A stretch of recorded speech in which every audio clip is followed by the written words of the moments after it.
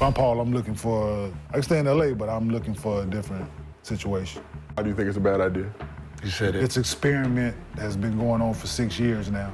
With two older guys, it's not gonna work. The Los Angeles Clippers have never been under more pressure in their entire franchise's history. Before it was about getting stars to play for the Clippers, getting people to care about the Clippers. Now, it's about making this roster make sense. And even though they got some good news today, there's still a lot of questions that remain about this roster. So before we get to the content, make sure you drop a like, subscribe, and turn on our notifications to support our grind to 1 million subscribers. And now that we get all that out of the way, cue the intro.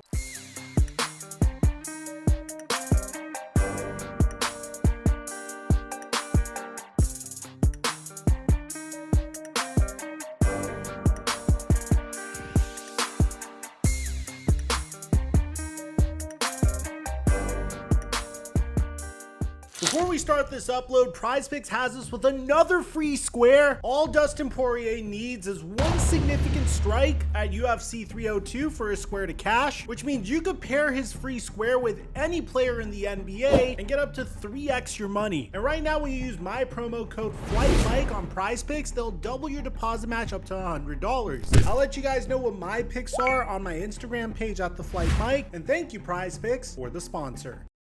Mic check 1 2 1 2. What's going on, everybody? Excuse me if my voice is a little off, guys. I'm still recovering from a bit of a cold. The Los Angeles Clippers have been one of the most tragic teams in the entire NBA. Whether it's the fact that they decided to draft Michael Olowokandi #1 overall in a draft that featured Antoine Jamison, Vince Carter, Dirk Nowitzki, and Paul Pierce. The fact that they decided to trade Baron Davis and the pick that would become Kyrie Irving to the Cleveland Cavaliers for Mo Williams. The fact that they had one of the most exciting teams to watch in the 2010s, but would always get injured in the playoffs. Or more recently, when they have one of the most exciting teams to watch in the 2020s, but would always get injured in the playoffs. During the 2019 offseason, the Clippers were forced into a very difficult decision. You see, at this point, they came off of a very impressive season where they really pushed the Golden State Warriors to their limit in the first round of the 2019 playoffs. There weren't any stars on this roster, but you had a budding star in Shai Gilgeous-Alexander. You had Montrezl Harrell, Lou Williams, Danilo Gallinari, all coached by a respected coach at the time in Doc Rivers. The Clippers were essentially looked at kind of the way you're looking at the OKC Thunder now, minus the treasure chest of draft picks that they had. They were trending upward, they had good role players, and a nice blend of youth. And if they added a star to the mix, then for all you know, this could be one of the top teams in the West. So the Los Angeles Clippers decided to call up Kawhi Leonard. Been very vocal about the fact that he wanted to return to his home state of California. Kawhi Leonard said that he would only join the Los Angeles Clippers if they traded for Paul George. Unfortunately for the Clippers, Paul George was on a team whose general manager was known for being a mastermind when it came to getting maximum value for his players. And this trade was one of the few times we've ever seen in NBA history where a team that was consistently in playoff contention, the OKC Thunder, decided to opt for a rebuild instead because the offer was just way too good to refuse. The Clippers traded Shai Gilgeous-Alexander, Danilo Gallinari, Miami's 2021 unprotected first round pick, which would turn into Trey Mann, the Clippers 2022 unprotected first round pick, which turned into Jalen Williams, 2023 pick swap, Clippers 2024 unprotected first, the Heat's protected 2025 first, a 2025 pick swap, and probably the most obscene of all is the Clippers 2026 unprotected first round pick. This was the first time you were seeing trades like this happen. Back then, you would see teams trade for picks that were coming up relatively soon. Sam Presti understood. The Clippers were very likely to stink in the 2026 season, and he wanted to make sure that he had their pick for that year. But ultimately, the Clippers became one of the most exciting teams in the entire West. I mean, the Los Angeles Lakers traded for Anthony Davis,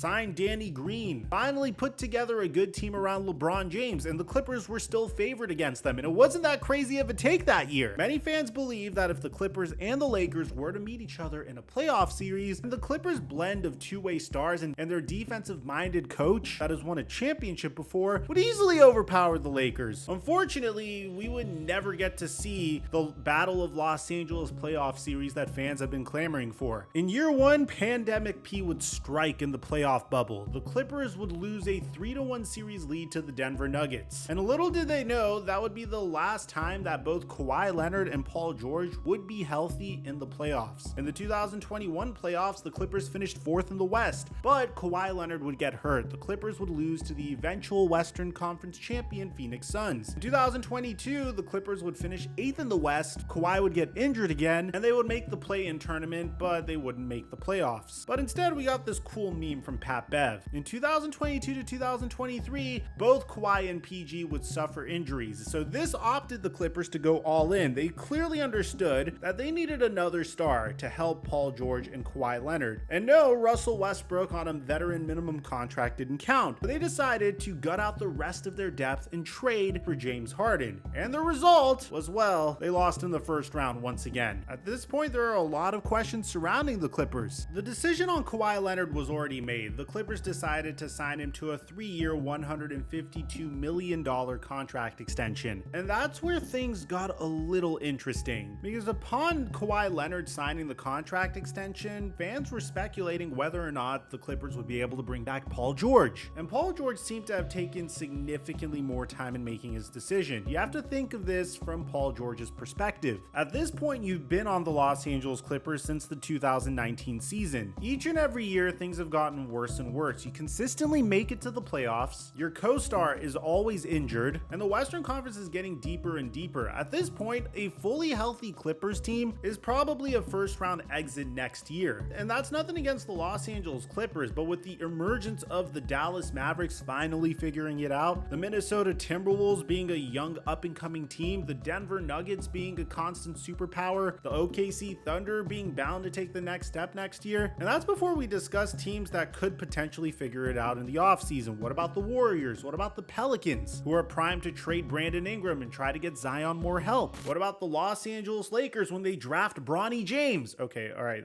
that's probably not going to do anything. But the Houston Rockets were on a huge winning streak at the end of the season. Even the teams that aren't in the playoff picture are primed to make a huge jump and a leap over the Los Angeles Clippers and their gang of stars in their mid-30s. So if you're Paul George, why would you stay there? Maybe Paul George really likes Los Angeles. But the problem is, Los Angeles doesn't seem to be sharing the love with Paul George. You see, the Clippers are currently unwilling to offer Paul George more than they gave Kawhi Leonard, which is $152.3 million. A team like the Philadelphia 76ers could give Paul George a 4-year, $212 million contract extension. When you consider how much Paul George would be saving on taxes as well in Philadelphia as opposed to Los Angeles, and the fact that he would get to be playing in a significantly weaker division. No offense, Celtic fans, but there are plenty of memes of how easy it was for the Celtics to make it into the NBA Finals. I mean, even if these players weren't injured, I still think that the Celtics could have made it to the NBA Finals. And when you consider the fact that Jimmy Butler is getting older, the Milwaukee Bucks are a little shaky to say the least, the only main competition that the Philadelphia 76ers would have to make it to the finals would be the Boston Celtics. So you could make more money, your competition would be significantly easier, the style of basketball you would play in Philadelphia would be significantly better. I mean, Kawhi Leonard won a championship with the head coach of the Philadelphia 76ers, and on top of that, they could pay you way more. And Kenyon Martin agrees. How do you think it's a bad idea? You said it. It's experiment that's been going on for 6 years now. With two older guys, it's not gonna work. Like, they came here together. They made the decision. One wanted the one to come here. The guy was in Oklahoma City minding his fucking business. Mm-hmm. On the floor, it hasn't worked. For whatever reason, whether it's injury, whether it's timing, whether it's, but it just hasn't worked. If I'm Paul, I'm looking for, I can stay in LA, but I'm looking for a different situation.